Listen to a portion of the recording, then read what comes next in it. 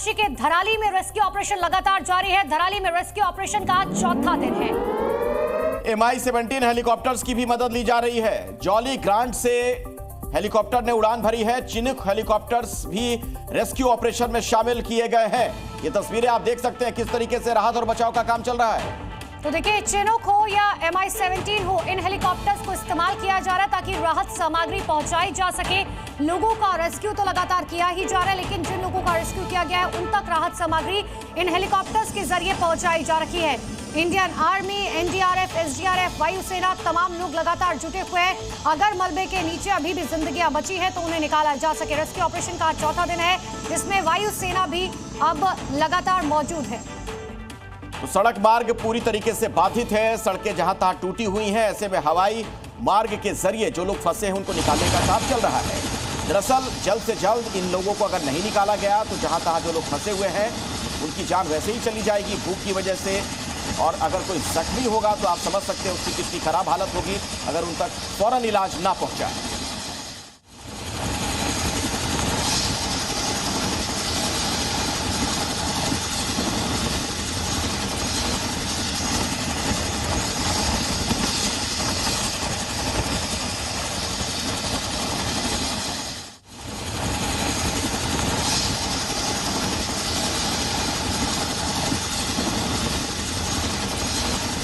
तो ये तस्वीरें आपको दिखा रहे हैं। देखिए, दो तस्वीर आपके सामने है। चिनूक हेलीकॉप्टर से लगातार रेस्क्यू ऑपरेशन किया जा रहा है। इसी बीच बड़ी खबर आपको बता दें, हर्षिल में भी रेस्क्यू ऑपरेशन तेज हो चुका है। चिनूक हेलीकॉप्टर हर्षिल रवाना हुआ है। तो देहरादून से जनरेटर लेकर रवाना हुआ है। बिजली और संचार बहाल करने की यह कवायद है। बिजली सेवा अगर वहां पर फिर से बहाल कर दी गई तो फिर मोबाइल फोन वगैरह भी लोगों के काम करने लगेंगे। इंटरनेट वगैरह की बहाली से थोड़ी जो लोगों को दिक्कतें वहां पर हो रही हैं कुछ और सहूलियतें मिल जाएंगी। तो संचार व्यवस्था पूरी तरीके से ठप हो चुकी है और यही वजह है कि देखिए, तस्वीर आपको दिखा रहा है। देहरादून से चिनूक हेलीकॉप्टर एक जनरेटर लेकर रवाना हुआ है हर्षिल वैली के लिए, क्योंकि जिस तरीके का मंजर देखा गया था 3 दिन पहले, उसके बाद सब कुछ वहां पर बर्बाद हो चुका है।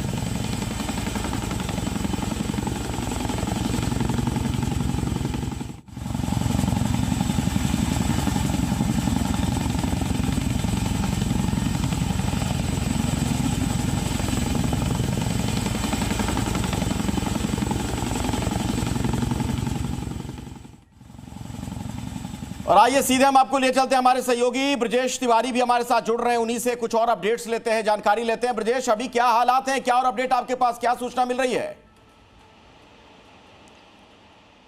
देखिए, फिलहाल मैं उस रास्ते पे हूँ धराली के जहाँ पर रेस्क्यू ऑपरेशन किया जा रहा है, लेकिन इस रास्ते को एक बार देखिए और समझिए कि जब यहाँ पर बादल फटा उसके बाद पहाड़ी जो पहाड़ है यहाँ पर वो टुकड़ों में आकर रास्ते पे आ गए, जिसके बाद ये रास्ता हालांकि बना दिया गया है और अब यहाँ से धराली बहुत ज़्यादा दूर नहीं है। लेकिन यहाँ भी अगर मैं आपको आसमान की तस्वीरें दिखाऊं तो सामने आपको हेलीकॉप्टर उड़ता हुआ दिखाई देगा। वो इसलिए ताकि यहाँ पर नीचे आपको नदी दिखाई देगी, बहुत ही तेज़ रफ्तार से यहाँ पर पानी है और ऊपर आसमान से नज़र रखी जा रही है। इस बात को लेकर वेरीफाई किया जा रहा है कि जहाँ पर रेस्क्यू ऑपरेशन धराली और धराली के आगे भी, क्योंकि रास्ता टूटा हुआ है और इस रास्ते को एक बार फिर से मैं दिखा के समझाने की कोशिश करता हूँ। ये देखिए, आपको यहाँ पर बड़े बड़े पत्थर के टुकड़े दिखाई देंगे और वहीं ठीक बगल में आपको तेज रफ्तार से बहती हुई नदी दिखाई देगी और ये इस रास्ते को फिलहाल ब्लॉक किया गया है ताकि कहीं से कोई और यहाँ से गुजरने वाला व्यक्ति नीचे न गिर जाए, क्योंकि नीचे बहुत ही गहरी खाई है। रास्ते में आपको इस पूरे पैच पे जहाँ पर ये पूरा रास्ता खराब है आपको एम्बुलेंस यहाँ पे दिखाई दे जाएगी, क्योंकि यहाँ से बहुत दूर नहीं है धराली और हम लोग भी लगातार इसी रास्ते पर आगे बढ़ रहे हैं। चिनूक की जो तस्वीरें हमने देखी, सबसे बड़ी चुनौती उस इलाके में धराली में यही है कि वहाँ पे बिजली की सप्लाई पूरी तरीके से ठप पड़ गई है और ऐसे में सबसे प्राथमिकता यही है कि उसको जल्द से जल्द ठीक किया जा सके। और दूसरी, सड़क बनाने को लेकर BRO लगातार इसी युद्धबंद तरीके से लगा हुआ है कि सड़क का निर्माण जल्द से जल्द कर दिया जाए ताकि जो हैवी मशीन्स हैं उनको वहां पर पहुंचाया जा सके, JCB मशीन्स हैं उनको वहां पर पहुंचाया जा सके। इसके अलावा सड़क निर्माण अगर हो जाता है तो निर्माण होने के बाद वहां पे और भी जो मशीन्स हैं उनको पहुंचा कर, क्योंकि अब तक रिलीज के दौरान दिखाते रहिए, लेकिन रेस्क्यू ऑपरेशन का चौथा दिन है। अधिकारियों की तरफ से क्या कहा जा रहा है? क्या अभी भी मलबे के नीचे जिंदगियां दबी हुई है या सभी लोगों का रेस्क्यू किया जा चुका है?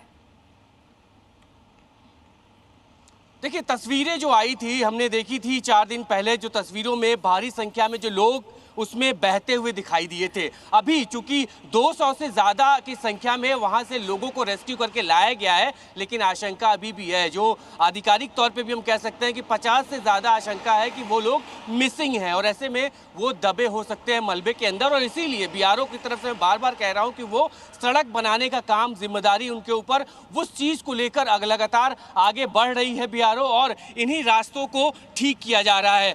जिंदगियां अंदर फंसी हो सकती हैं, आशंकाएं हैं और आशंकाओं को दूर करने के लिए ही जब जल्द से जल्द सड़क बन जाएगी उसके बाद साफ हो पाएगा, क्योंकि मशीन्स वहां पर ले जाना फिलहाल अभी मुश्किल हो रहा है। और उसी कोशिश में लगी हुई है जो रिलीफ की टीमें लगी हुई हैं कि जल्द से जल्द सड़क बन जाए ताकि मशीन्स, हैवी मशीन्स वहां पर पहुंचे। अभी वहां पर मैनुअली काम किया जा रहा है, हाथों से काम किया जा रहा है, फावड़े से काम किया जा रहा है, लेकिन जब तक बड़ी मशीनें, कल भी हमने एक तस्वीर देखी थी, एक जेसीबी वहां पर पहुंचाई गई थी। ऐसे में और भी जब सड़क बन जाएगा, ये सड़क पूरी तरीके से जब ठीक हो जाएगी तो बाकी मशीनें भी पहुंचेंगी और उसके बाद आप भी अपना बहुत ख्याल रखिए। बहुत ही दुर्गम इलाका है जहां से आप रिपोर्ट पहुंचा रहे हैं और ऐसे में तमाम एहतियात बरतते हुए ये खबर पहुंचाते रहिए। उस इलाके की भौगोलिक स्थिति के बारे में अगर बात की जाए, थोड़ा वो आसपास का हिस्सा भी दिखाइए। आप दिखा रहे थे कि बिल्कुल पास में एक बड़ी सी खाई है और पानी का बड़ा तेज प्रवाह उसमें नजर आ रहा था। देखिए, फिर से एक बार मैं दिखाता हूँ। ये सामने जो आप पहाड़ देख रहे हैं, जैसे ही तेज बारिश हुई, बादल फटा, तो सिर्फ धराली ही नहीं, धराली के जो आसपास के इलाके हैं उत्तरकाशी के, उनको भी इसी तरीके से नुकसान हुआ और ये पहाड़ मलबे के रूप में तब्दील हो गया। ऊपर से ये जो पहाड़, मैं आपको ऊपर चढ़ के एक बार दिखाता हूँ, ऊपर से ये पहाड़ जो है मलबे के रूप में तब्दील हुआ और यहाँ से तब्दील होने के बाद मलबे में यहाँ पर ये जो सड़क है जहाँ पर रोज़मर्रा की ज़िंदगियाँ यहाँ से गुजरती थी, उनको अपनी चपेट में लिया। ये रास्ता अब आपको चौड़ा दिखाई देगा, लेकिन पहले ये रास्ता पूरी तरीके से बंद हो गया था।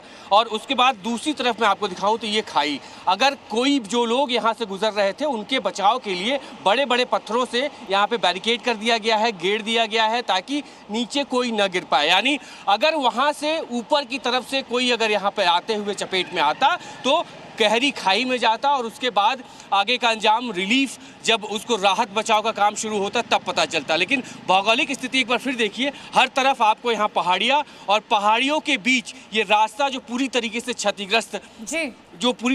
क्षतिग्रस्त था, वो यहाँ पर देखेंगे आपको। मैं बड़े बड़े पत्थर जो ऊपर से यहाँ से तकरीबन 20 से 25 फीट की ऊंचाई से ये बड़े बड़े पत्थर जब नीचे गिरे तो उसने रास्ता पूरी तरीके से ब्लॉक किया। लेकिन बीआरओ और इसके अलावा जो रिलीफ यहाँ पे टीमें लगाई गई हैं, वो लगातार इसी कोशिश में है कि इस तरह के जगह जगह अलग अलग पैच हैं, ये सिर्फ एक रास्ता नहीं है, बल्कि और आगे भी हम जब बढ़ेंगे तो वहाँ भी इसी तरीके से अलग अलग ब्लॉकेजेस हैं। बहुत सावधानी पूर्वक रिपोर्टिंग कीजिए क्योंकि दुर्गम इलाका है, कभी भी वहाँ पर बड़े बड़े पत्थर गिर सकते हैं। मौसम विभाग भी लगातार कह रहा है कि देखिए बारिश सबसे बड़ी चुनौती बनी हुई है। बहुत बहुत शुक्रिया ब्रिजेश आपका तमाम जानकारी के लिए।